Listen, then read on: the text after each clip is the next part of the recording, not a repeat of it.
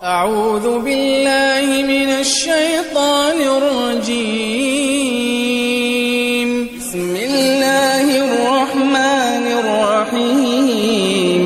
وما خلقت الجن والإنس إلا ليعبدون ما أريد منهم من رزق وما أريد أن يطعمون إن الله هو الرزاق ذو القوة المتين. پیش خدمت ہے شرح کتاب التوحید لفضیلۃ الشیخ عبداللہ ناصر رحمانی حافظہ اللہ. وقوله ومن أضل ممن يدعو من دون الله من لا يستجيب له إلى يوم القيامة. اسی لیے فرمایا فمن اضل ممن يدعو من دون الله من لا يستجيب له الى يوم القيامة. اس شخص سے بڑا کون گمراہ ہے، کون احمق اور بیوقوف ہے جو اللہ کے علاوہ ایسوں کو پکارتا ہے جو اس کی پکار کا جواب قیامت تک نہیں دے سکتے، پھر بھی پکارتا ہوں. یہ قرآن کہہ رہا ہے، مان لو، یقین کر لو. اگر کہو اس کے باوجود بھی کہو کہ ہم پھر بھی پکاریں گے، یہ قرآن کی تکذیب ہے، قرآن کی نفی ہے. اللہ پاک فرما رہا ہے جن جن کو اللہ کے سوا پکارتے ہو تمہاری پکار کا قیامت تک جواب نہیں دے سکے. اللہ کو پکارو، وہ پکار کا جواب بھی دیتے. ادعونی استجب لکم، مجھ سے دعائیں کرو، مجھ سے مانگو، میں قبول کروں گا. بلکہ وہ تو ایسا اپنے پکارے جانے کو پسند کرتا ہے کہ خوش ہوتا ہے.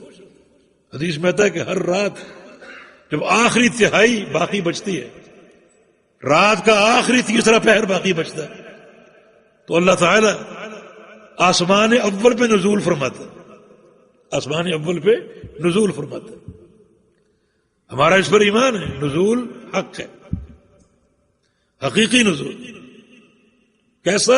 جیسا اس کے لائق ہے، ہماری طرح کا نہیں. میں کرسی پہ بیٹھا ہوں، نیچے اتر کے بیٹھ جاؤں، کرسی خالی ہو جائے گی، یہ میرا نزول ہے. اللہ کا نزول ایسا نہیں. کیسا ہے؟ جیسا اس کے لائق ہے. اس کا نزول اس کی تمام صفات کی طرح کمال کا ہے، اس میں کوئی نقص نہیں. تو نزول فرما کر کیا کرتا ہے؟ پکارتا.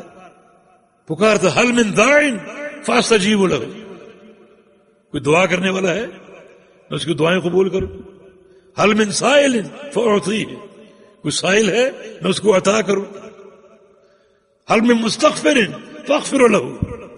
کوئی گناہوں کی بخشش کا طالب ہے، میں اس کو معاف کر دوں. حل من مستشف فاشفیہ. کوئی شفا کا طالب ہے، میں اس کو شفا دے دوں. اللہ تعالیٰ خود پکار رہے، خود کہ آؤ مجھ سے مانگ لو. ایسا وہ دینے والا. تو پھر کتنی بڑی حماقت ہوگی ایسوں کو پکارنا جو تمہاری پکار کا قیامت تک جواب نہیں دے سکے. امن یجیب المضطر اذا دعاہ یکشف السوء. مضطر ایک پریشان حال انسان، اس کی دعائیں قبول کرنے والا کون ہے؟ جب بھی وہ پکارے گا. یکشف السوء، اور اس کی تکلیفوں کو ٹالنے والا کون ہے؟ اس کے نقصانات کا ازالہ کرنے والا کون ہے؟ صرف اللہ رب العزت.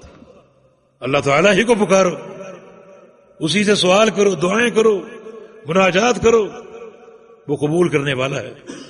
اللہ کے بندو، جو بھی آپ دعا اللہ تعالیٰ سے کریں گے وہ محفوظ ہو جاتی ہے. اس کے 3 نتیجے ہیں، 3 میں سے ایک. جو چیز آپ مانگیں آپ کو فوراً مل جائے، ایک نتیجہ یہ. دوسرا یہ کہ نہ ملے، اللہ اس دعا کی برکت سے آئندہ کوئی بڑی تکلیف جو آپ پر آنے والی ہے اس کو ٹال دے.